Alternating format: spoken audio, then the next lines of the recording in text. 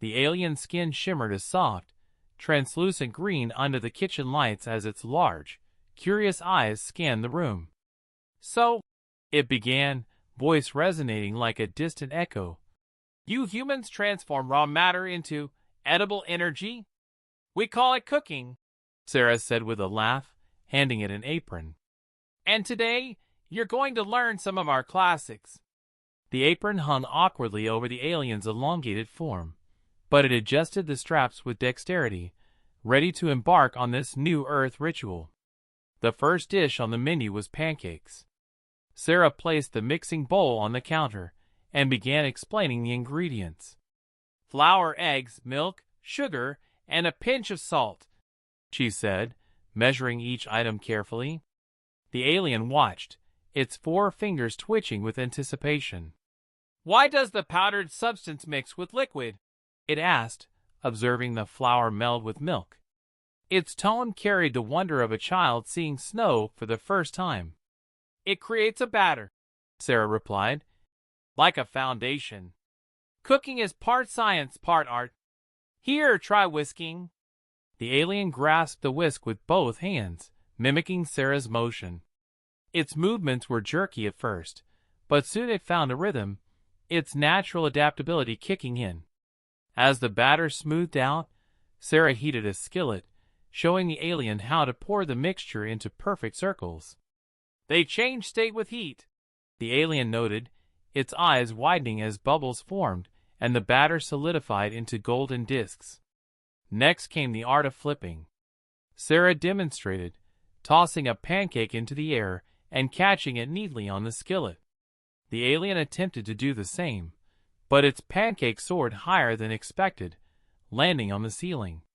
"Gravity failed me," it said, tilting its head in mild confusion.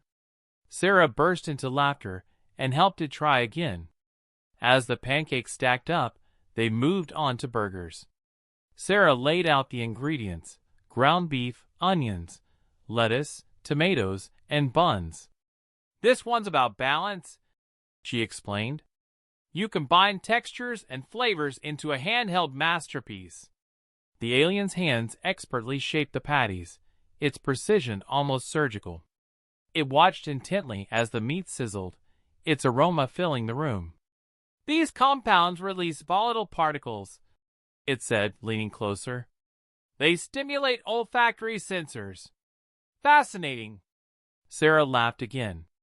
"Or as we say, it smells good." When it came time to assemble the burgers, the alien was meticulous.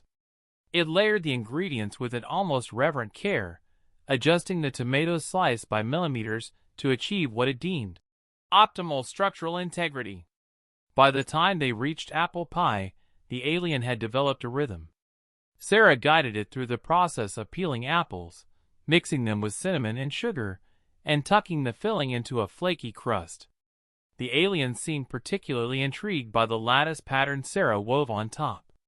"This is both functional and aesthetically pleasing," it observed. "Your species values symmetry." As the pie baked, the kitchen filled with its warm, spiced aroma. The alien leaned against the counter, its shimmering skin now speckled with flour and smudged with batter.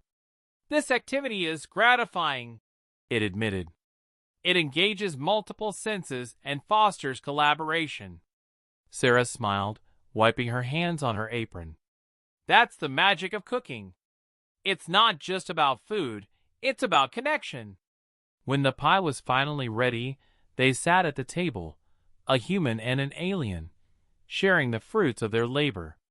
The alien took a bite, its eyes widening as it experienced the explosion of flavors. "Remarkable," it said. "Your species has mastered the art of edible transformation." Sarah raised her fork in a mock toast. "And you," she said, "have officially graduated from cooking school." The alien's skin shimmered brighter, a sign of its joy. "Thank you, Sarah." This was more than instruction. This was an exchange of culture. As they cleared the table, Sarah couldn't help but feel a sense of accomplishment. In teaching this alien to cook, she had shown it a piece of humanity's heart. and in its wondering gratitude, she saw a reflection of the beauty in sharing something as simple, yet profound, as a meal.